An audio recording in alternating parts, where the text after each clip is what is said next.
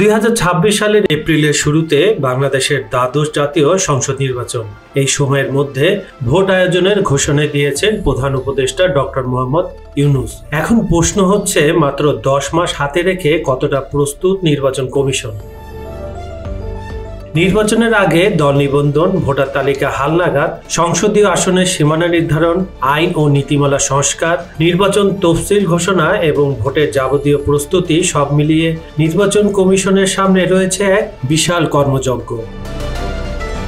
অতীতে সাধারণত 1.5 বছর আগেই রোডম্যাপ প্রকাশ করত নির্বাচন কমিশন। এবার সময় হাতে মাত্র 10 মাস। তবে নির্বাচন কমিশন বলছে এই সময়ের মধ্যেই তারা নির্বাচন আয়োজনের জন্য প্রস্তুত। ইতিমধ্যে ভোটার তালিকা হালনাগাদ, সরঞ্জাম কেনাকাটা এবং দল নিবন্ধনের প্রাথমিক কার্যক্রম শুরু হয়েছে। টেন্ডার হয়েছে ব্যালট বক্স, কালি, স্টাম্প প্যাড সহ গুরুত্বপূর্ণ সামগ্রী।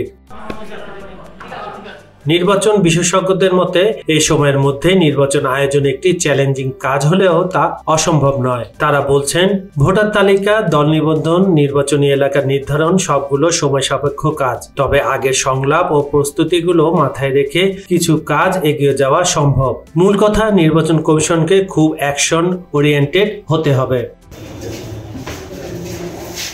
তবে শুধু কারিগরি প্রস্তুতি নয়, সবচেয়ে বড় চ্যালেঞ্জ হতে পারে নির্বাচনকালীন আইন শৃঙ্খলা পরিস্থিতি। বড় রাজনৈতিক দল নির্বাচনে অংশ না নিলে উত্তেজনা তৈরি হতে পারে, যা সামাল দিতে হবে সরকার ও প্রশাসনকে। সরকারের নিরাপত্তা বাহিনীকে সক্রিয় হতে হবে। আইন শৃঙ্খলা পরিস্থিতি স্বাভাবিক না থাকলে নির্বাচন বাধাগ্রস্ত হতে পারে। 2026 সালের এপ্রিল সময়ের হিসাবে বেশি না হলেও যথাযথ পরিকল্পনা, বাস্তবায়ন ও সমন্বয় থাকলে নির্বাচন আয়োজন সম্ভব বলে মনে করছেন সংশ্লিষ্টরা।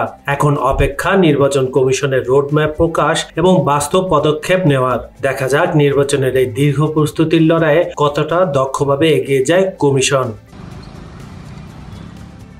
কাজল হায়দার, খবর সংযোগ।